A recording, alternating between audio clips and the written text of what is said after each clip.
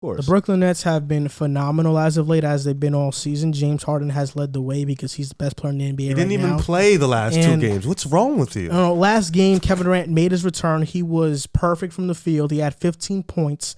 But obviously, the storyline of the Nets right now is, one, they're extremely dominant and they look like they're going to be unstoppable in the playoffs. And two, are their injuries a concern? Because we've seen Kevin Durant already miss 22 games. He played for the first time since February 13th yesterday. James Harden has an injury, a right hamstring tightness, and he's going to be reevaluated in about 2 weeks. And the big three of Kyrie, KD, and Harden have only played 7 games all season, and they're still the first seed at 36-16 in the Eastern Conference. But do you guys think the Nets' injuries are a concern moving forward? I feel like they were concerned when KD and Kyrie signed with the Nets. You know, I feel like with the history of KD getting hurt, Kyrie's always injured. Harden was never really a guy who got injured in Houston. You know, he was a guy who always kind of like the Iron Man. He'll play a lot. But I think these concerns was granted even before when they picked up these two guys in the free agency. They always knew that injuries are going to come with these two guys because they're injury prone in the league. So I think now on this team, you see that the injuries are really the only thing that's going to stop them from playing together as a whole. But other than that, like it's always going to be an issue with guys who are injury prone. But I think the way they're handling it is good. I don't think they need them to play too much now. I think Harden can sit out for a couple weeks. I don't think they're chasing MVPs at this point. KD and Harden already got their MVPs. I think at this point, for the losers like Harden, they're chasing them rings, and I think that's what's really important. They have to get those rings. So I think they're gonna sit out and definitely play it smart. Yeah, I'm gonna be honest. Like, I remember when we were talking about a potential James Harden trade to the Nets, one of the things that I brought up was injuries. And then when they made the move and Kevin Durant was out, injuries were a concern of mine. As time has gone on, as a Net fan, and you know I've been skeptical, the injuries really don't concern me. Like, you look at the way the Nets were able to handle Kevin Durant's injury, a lesser team would have had to rush him back because they would have needed him. The Nets looked like the best team in the NBA without Kevin Durant. Last night, without James Harden, who has been their best player this season since they got him, they looked like the most dominant team in the NBA without him.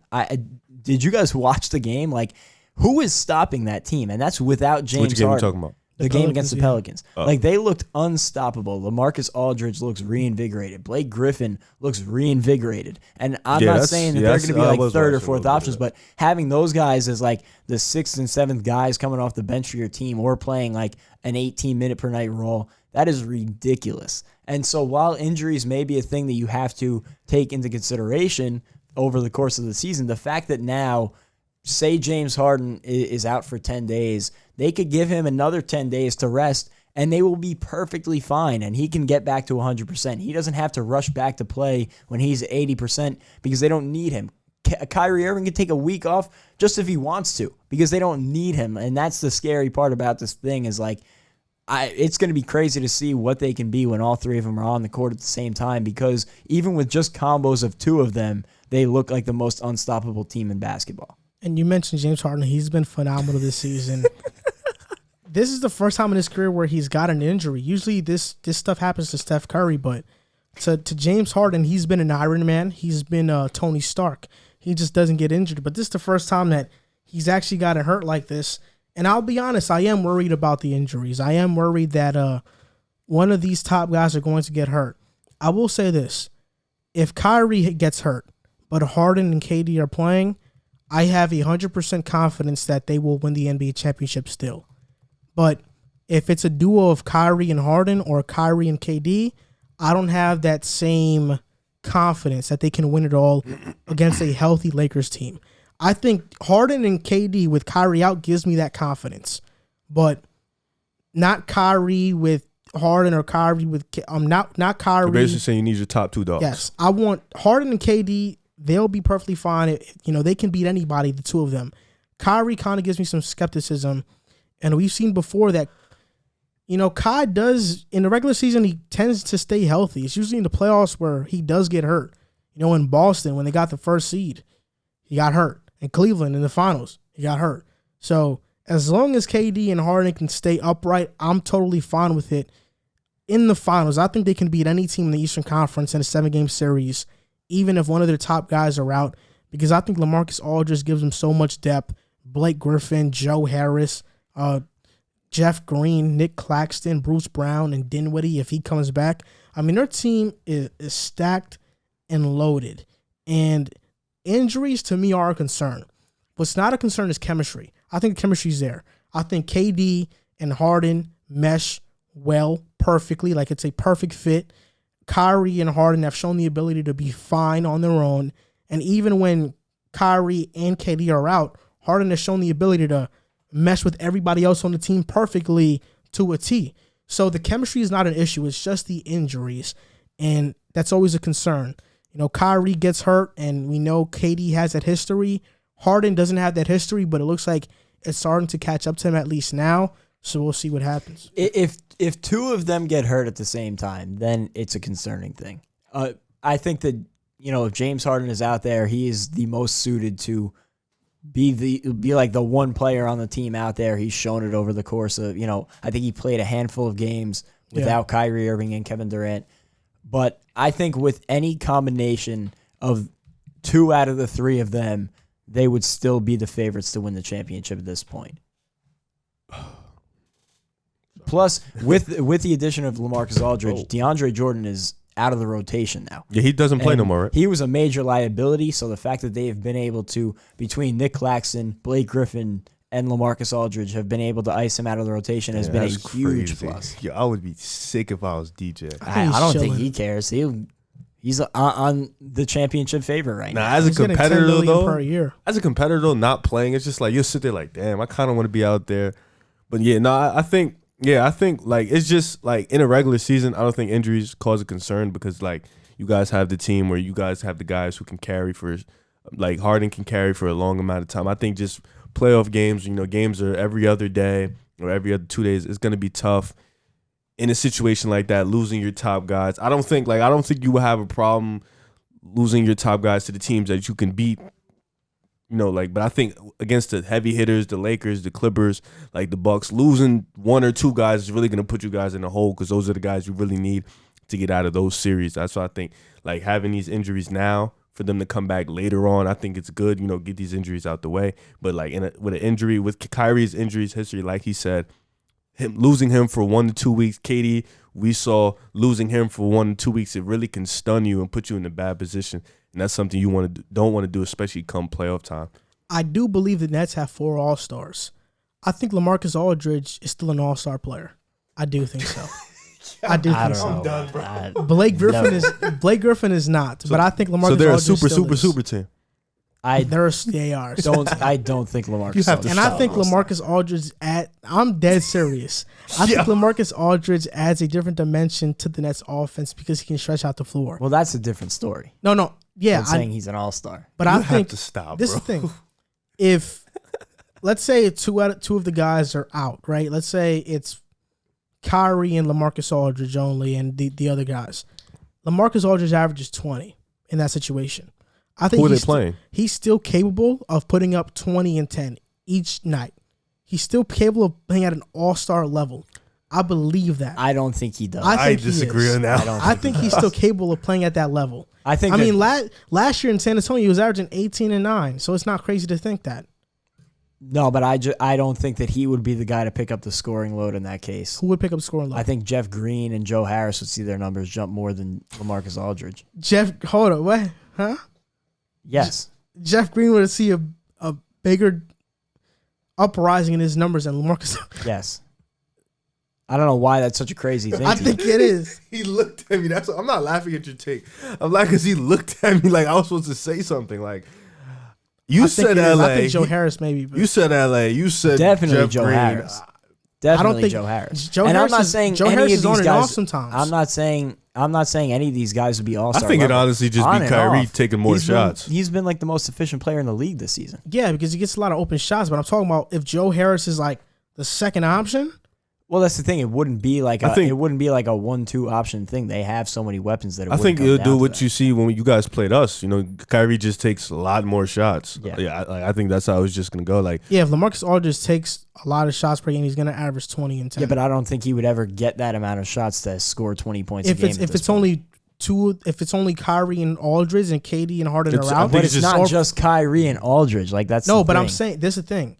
Aldridge is still capable of playing at an all-star level. You think so for real? He's not going to show it because they're going to have KD and Kyrie. He's the third option on that team.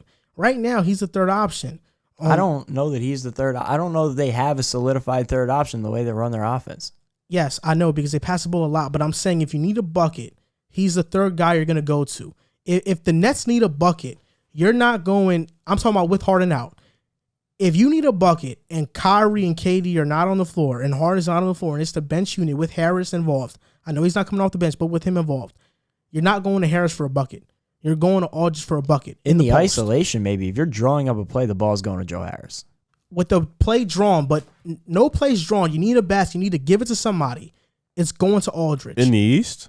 In the East. But I just how many different, would-be's are we going to have to apply to this situation for him to be an all-star? Like, obviously, if you take the three best players off the team. I have a question. He can still play at an all-star level. In San Antonio, he wasn't trying like that. But last year in San Antonio, he averaged 18 and 9. And obviously now he's not going to be an all-star because they have KD, Harden, and Kyrie. And even with one of the big guys out, he's not going to step into that role. But he's still very capable of dropping 20 and 10 on any given night. I have a question. On any given night. What's Spencer Dinwiddie's role when he comes back? You've seen him play more extensively than this guy. He's a new fan. But you've seen how reckless he can get. Sometimes he gets a little out of hand. It becomes a ball stopper. What's his role come in if he comes back this year? I was always the guy that said he would have been like the guy I would have looked to trade at the deadline just because I don't know how perfectly he fits in this system, but the way they move the ball, he would get his touches. He would get his. He would definitely see a drop in his numbers because he would be the fourth best isolation player on the team when he came back. And even that's like, his numbers would take a big hit, but he gives you, especially on a team with injury concerns, he gives you an option, almost like a safety valve more than anything. Would he be a part of your closing lineup? Because it gets tricky now. I don't know about that. I don't think he would, just because you're definitely going to have Kyrie, Harden, Durant out there. Yeah, those is. You need. That was between Joe Harris, LA. You need Claxton. A big out there. Yeah, I guess it goes by who you play. Because if you play in Philly, you need a big out there, without a doubt. 100%. You play in the Bucks, you need a big out. You need a big out there. So it's like.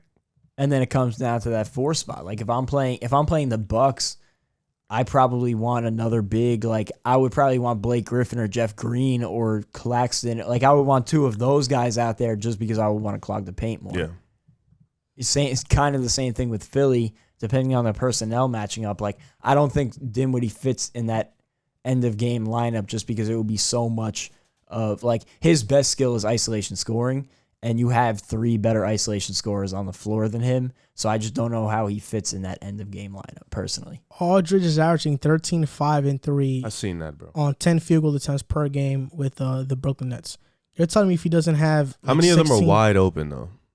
I mean, that's what he's going to get with the Nets. But we're talking about if Harden and KD are not out. If they're not going to be that wide open. But then again, he's going to shoot about 18 times a game. You think he's going to get to 20? Yes. On 18 shots? Yes. Yes. 100%. 100%. That's interesting. So you still think he's an all-star? I think he could play on an all-star level still. I think being able to put up all-star stats and being an all-star are 2 different things. You could force almost any player in the top 50% of the NBA to put up all-star numbers, but I don't think that makes him an all-star. I mean, like you could shoehorn anybody into an offensive system to put up all-star numbers, but I don't think that makes them an all-star player. But that's where you got to watch, though, because we could say Jeremy Grant is putting up all-star numbers, but we know that he's not an all-star. Agreed. Yeah, like LaMarcus Aldridge, I think he does contribute to winning.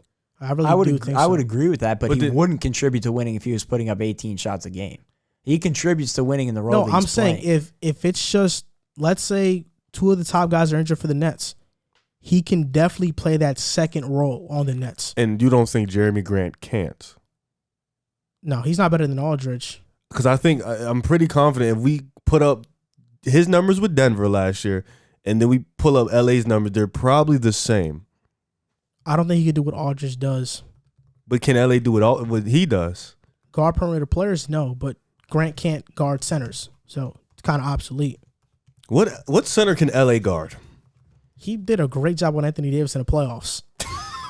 When they played, When was that? When he was on the Pelicans still. That was a minute ago. That was when the Spurs were in the playoffs still. Come on, we're talking about right. But I'm come saying on. LaMarcus Aldridge is not a bad defender. But you're telling me that like as of today, like that's 2 years removed, maybe 3 years removed. I mean, from that. he's not some like 36-year-old though. He's still older. Yeah, he's an older player. And this ain't no Embiid, ain't no AD. Okay, but you're naming one center in the Eastern Conference. Giannis, Embiid, Vucevic. That's the guy you're gonna have to get through though. But Giannis, we played them. Vucevic had 30, so I mean, LA played. Yeah, Vucevic is good. Vucevic That's what I'm saying though. That's in the East. But I think LaMarcus Aldridge is not a liability on defense. Okay. I think in the pick and roll situations, yes, he is. But in terms of guarding a player in the post, I think he still has the strength and size to guard players in the post. That's the problem though, is the pick and roll. Like so many teams are going to the pick and roll. Is the problem with DeAndre Jordan?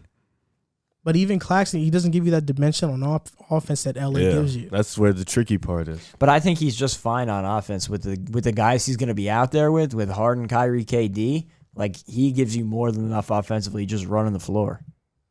Yeah, I mean, obviously we disagree. I think LA still has that in him. And I still believe in LA. I think Blake Griffin's ship has kind of sailed in that aspect. But I still think that Blake is one of the better point forwards off the bench in the NBA, probably the best, in my opinion. He's averaging like 5 assists with the Nets off the bench. Yeah, for their roles, you're probably not going to find a better player in the league at the roles they're playing right now. No, not at all. I agree 100%. And that's the thing about this team, like, it's the depth now. Beyond just having like beyond having the best 8-9 guys you could run, right? Beyond having the best top 3 in the league, now they have probably the best like 7, 8, 9 in the league. All this to beat stuff.